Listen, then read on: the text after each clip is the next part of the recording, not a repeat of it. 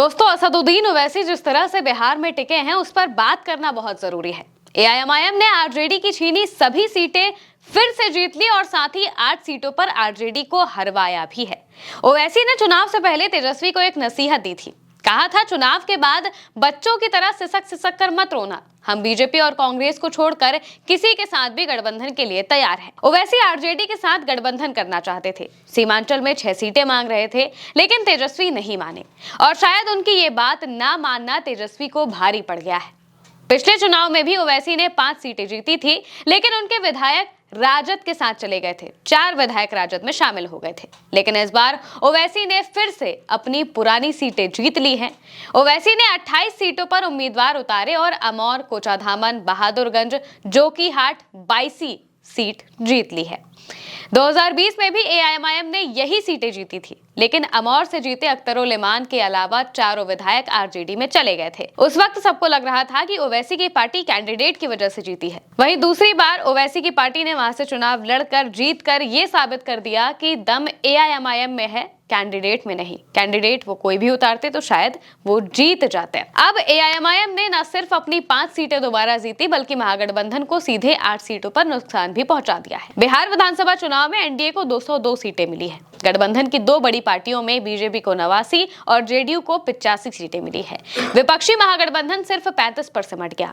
2020 में 75 सीटें जीतकर सबसे बड़ी पार्टी बनी आरजेडी इस बार सिर्फ 25 सीटें जीत पाई है। कांग्रेस को 6 सीटें मिली। बीजेपी जेडीयू की आंधी में ओवैसी पिछला परफॉर्मेंस कैसे दोहरा गए, लोग इस बात से हैरान हैं। एआईएमआईएम की जीती सभी 5 सीटें मुस्लिम बहुल सीमांचल से हैं। जोकीहाट से मोहम्मद मुर्शीद आलम, बहादुरगंज से मोहम्मद तौसीफ आलम, कोचाधामन से मोहम्मद सरवर आलम, अमौर से अख्तरुल इमान और 22 से गुलाम सरवर चुनाव जीते हैं। 28 सीटों पर लड़ी एआईएमआईएम का स्ट्राइक रेट महागठबंधन की पार्टियों से बेहतर रहा, बहुत बेहतर रहा अगर कहा जाए तो। आरजेडी 143 सीटों पर लड़कर सिर्फ 25 सीटें जीती। इसके अलावा एआईएमआईएम 2 सीटों पर दूसरे और 14 सीटों पर तीसरे नंबर पर रही।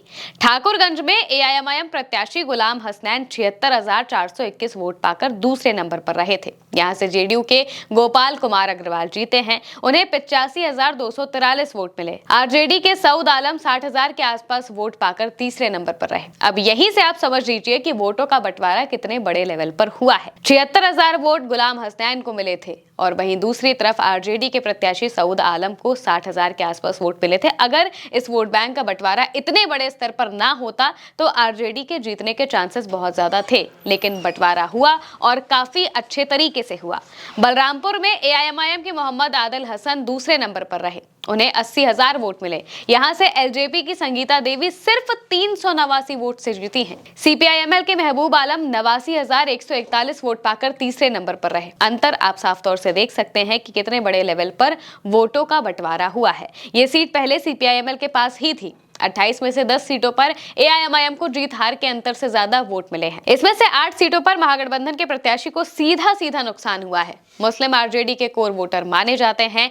एआईएमआईएम ने उनमें सेंध लगा दी है। एमवाई समीकरण को पूरी तरह से तोड़ते हुए दिखाई दे रही है। एक सीट पर एआईएमआईएम ने जेडीयू को नुकसान पहुंचाया। एमआईएम की सीमांचल में जीत उनकी जमीनी पकड़ के कारण हुई है। साफ हो गया है कि सीमांचल में आरजेडी और कांग्रेस भी एआईएमआईएम के आगे कमजोर है और ये कमजोरी को बहुत जल्द भरना बहुत जरूरी है। इस चुनाव से पहले महागठबंधन में शामिल होने की कोशिश असदुद्दीन ओवैसी की पार्टी कर रही थी। तब पार्टी ने आरजेडी से सीमांचल की 6 सीटें मांगी थी। तेजस्वी यादव गठबंधन के लिए तैयार नहीं हुए। पिछली बार सीमांचल में महागठबंधन ने 7 सीटें जीती थी। इस बार उसका सूपड़ा साफ हो गया। गठबंधन नहीं होने पर ओवैसी नाराज भी हुए थे। ओवैसी ने एक इंटरव्यू में तेजस्वी पर बिना नाम लिए तंज भी कसा था। कहा था कि हम सीमांचल में पूरी ताकत से चुनाव लड़ेंगे। इसके अलावा उन्होंने कहा था कि बिहार में एआईएमआईएम ने महागठबंधन से सिर्फ 6 सीटों की मांग की थी, लेकिन आरजेडी ने साफ इनकार कर दिया। एआईएमआईएम ने महागठबंधन के खिलाफ अपने नैरेटिव को जमीन तक पहुंचा दिया। मुस्लिम को डिप्टी सीएम बनाने की बात सबसे पहले असदुद्दीन ओवैसी की पार्टी की तरफ से ही की गई थी और इस बात ने आरजेडी को काफी डेंट पहुंचाया है। मुस्लिमों को वोट बैंक समझने वाली बात घर घर तक पहुंची और सत्ता में हिस्सेदारी ना होने से नाराजगी हुई। मुकेश सहनी को डिप्टी सीएम घोषित करके महागठबंधन से शायद बड़ी गलती हो गई। इस ऐलान ने मुस्लिम वोटर्स में फूट डलवा दी। नतीजा ये हुआ कि सहनी एक भी सीट नहीं जीते एनडीए और राजद को बड़ा नुकसान पहुंचा है। कांग्रेस से भी जिस प्रदर्शन की उम्मीद थी वो नहीं हुआ, जिससे तेजस्वी को नुकसान हुआ। मुस्लिम वोटर बुरी तरह बढ़ गया। साथ ही बाकी वोटरों में महिलाओं को 10,000 देने वाला कार्ड चल गया और महिलाओं ने एकमुश्त होकर एनडीए के लिए वोट दे दिया। और मौजूदा स्थिति आप देख रहे हैं कि क्या हो गई है। फिलहाल के लिए मेरे साथ इस खबर में इतना ही।